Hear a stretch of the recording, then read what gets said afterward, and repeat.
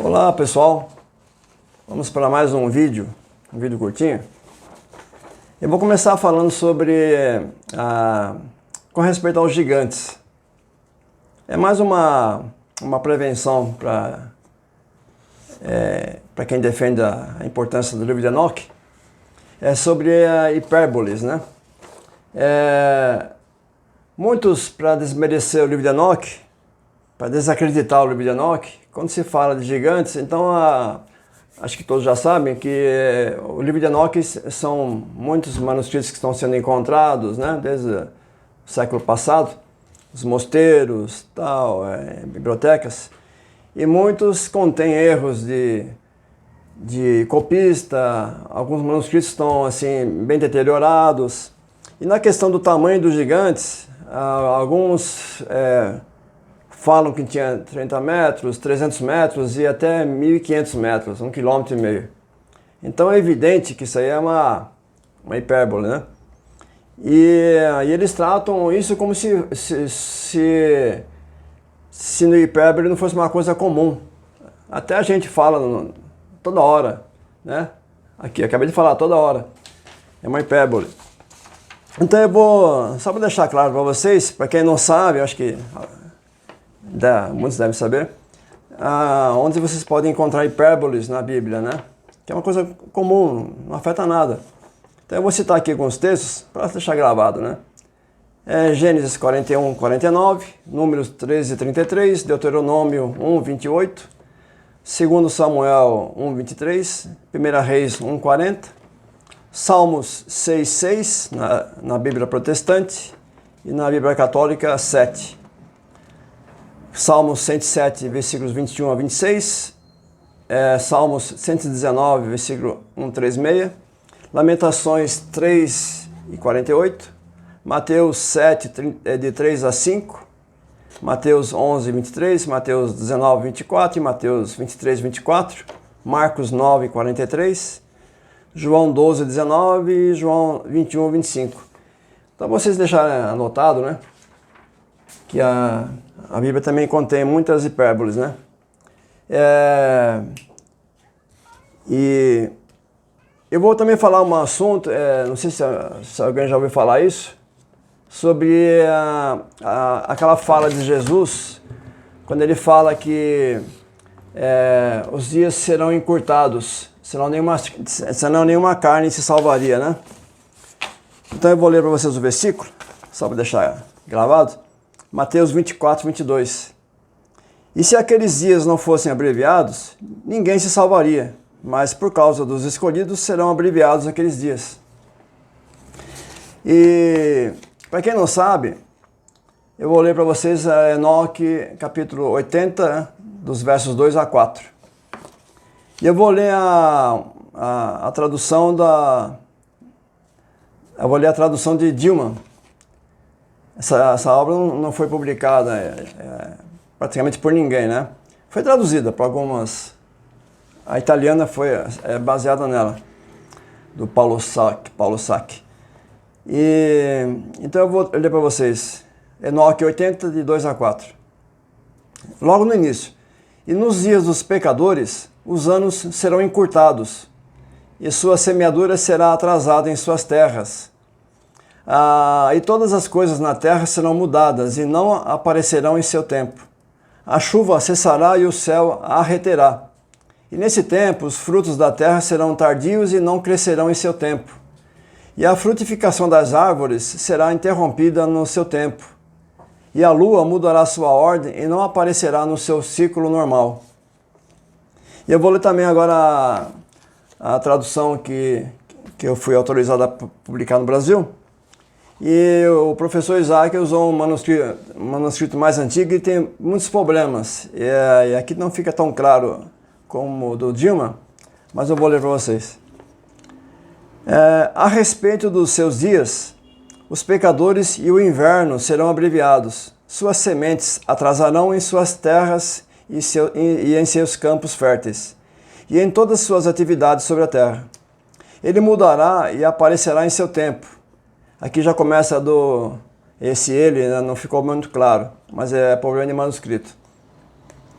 Ele mudará e aparecerá em seu tempo, e reterá a chuva. E o céu ficará parado naquele tempo. Então o vegetal murchará e não germinará na sua estação, e o fruto não nascerá na sua estação própria. A lua alterará sua ordem e não será vista segundo seus ciclos normais. Então, Enoque 80 pertence à seção astronômica do livro de Enoque, que é datada por volta de 3 séculos antes de Cristo. Então já estava profetizado o que Jesus reafirmou, né, que os dias serão encurtados nos dias difíceis, no dia dos pecadores. Para quem não sabia, é um dado muito interessante. Aqui eu vou pegar um assunto também, retomar um assunto que muitos, para desacreditar o livro de Enoque, desmerecer, desvalorizar, porque como Judas citou na epístola um trecho da profecia de Enoque, isso é bom salientar também que existem muitos teólogos que teimam em jogar dúvida, e eu até já ouvi na internet alguns falando assim, não se sabe se Judas tirou do livro de Enoque ou o livro de Enoque tirou de Judas. Olha a que ponto, né? Seria muita teimosia, né? Mas, como eu já sempre falo, eles queiram ou não queiram, Judas citou do livro de Enoque. Não tem como fugir disso. Então, pegando um gancho nisso, eu estava lendo o professor Isaac, ele fala nessa coleção, onde está a tradução que eu fiz no Brasil, Charles Worth, volume 1, são 2 volumes, e na página 9 do volume 1 ele fala que o que predomina em cada uma das seções de 1 Enoque é a certeza da salvação dos justos e a punição dos ímpios por Deus. Agora vocês veem, né? É um livro que, com tanta ênfase na salvação dos justos e a punição dos ímpios por Deus, falando da bem-aventurança dos justos e tal, e eles querem comparar a citação de Judas do livro de Enoque, eles querem comparar Paulo falando de filósofos, né?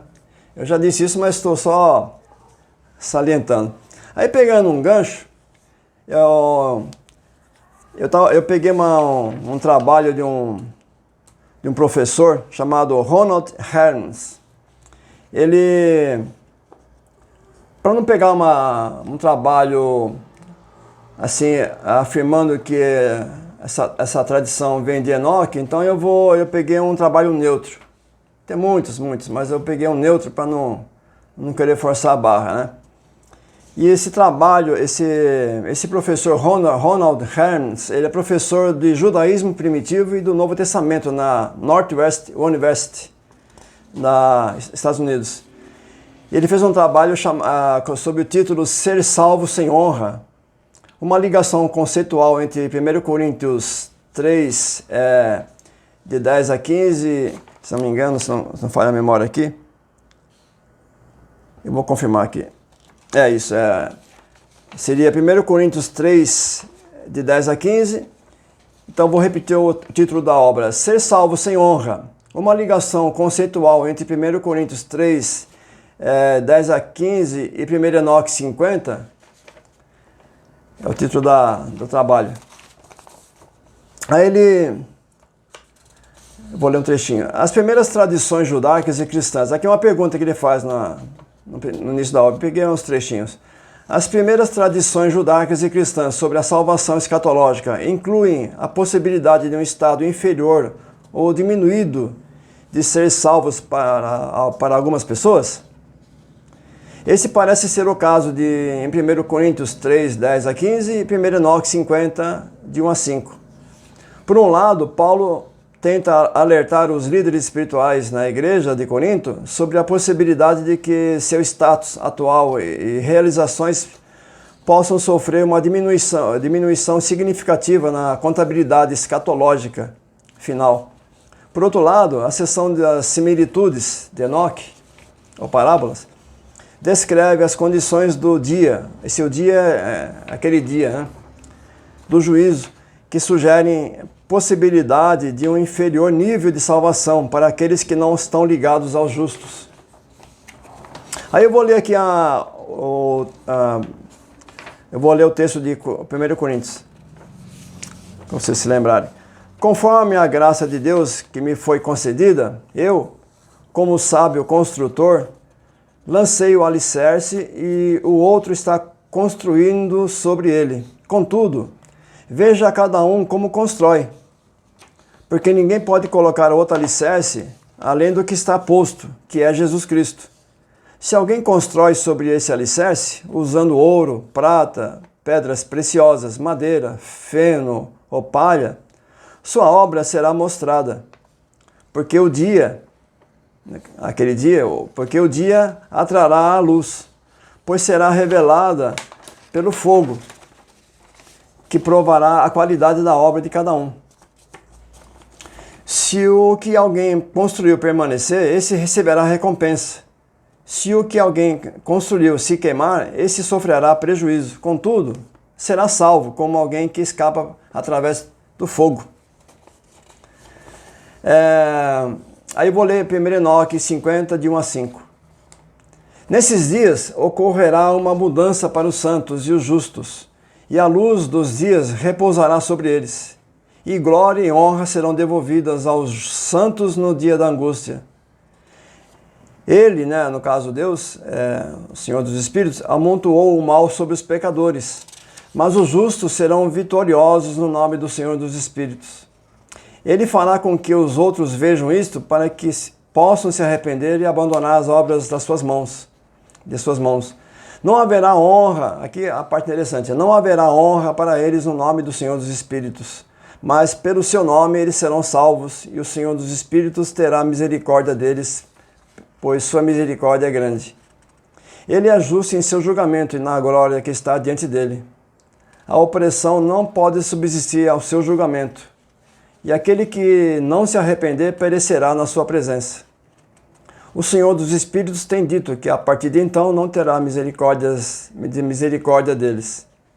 Então nessas passagens vemos que existe um terceiro grupo de pessoas sendo salvos sem honra. Aqui que dá esse termo que esse autor vai trabalhar. Aí na conclusão ele faz o seguinte: esse estudo, embora não propondo uma influência direta de um texto sobre o outro, concorda que a visão de um terceiro grupo chamado de outros, que eu li, Enoque fala,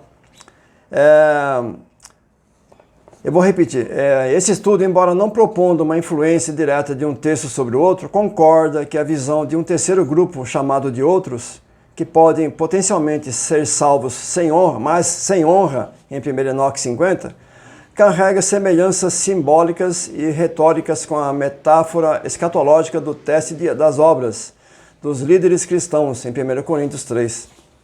Ambas as passagens trazem indivíduos sendo salvos sem honra.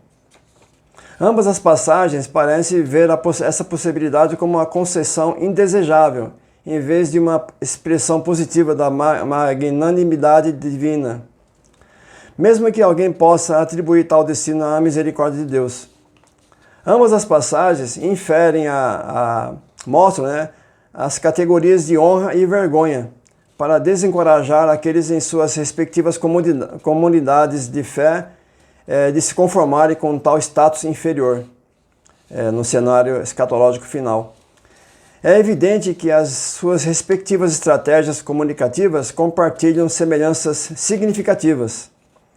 O mais impressionante é que ambos os textos fazem uso de uma imagem comum, a de um status potencialmente inferior de ser salvo, para estimular seu público a um compromisso maior com a comunidade dos fiéis. Então, esse aqui é um texto também que a ligação dele com Enoque, eu acho evidente, Então, é por isso que eu peguei um texto de um trabalho de um autor que ele foi neutro nesse caso, Ele faz um trabalho, são 24, a primeira página, são 24 páginas de trabalho, Uma obra muito boa. Então eu vou ficando por aqui. Hoje foi mais uma leitura e eu precisava falar, são várias falácias que se usam para desacreditar, tirar a importância do livro de Enoque, e hoje eu me lembrei dessa questão da hipérbole, né? E essa passagem também dos dias que serão encurtados também é muito importante e serve até de um incentivo a mais para as pessoas não perderem a fé quando vierem os dias difíceis, né? E aí ficamos por aqui. Eu estou sem tempo de fazer coisa melhor, mas de grão em grão a gente vai ficar, o entendimento vai sendo edificado. Até mais então.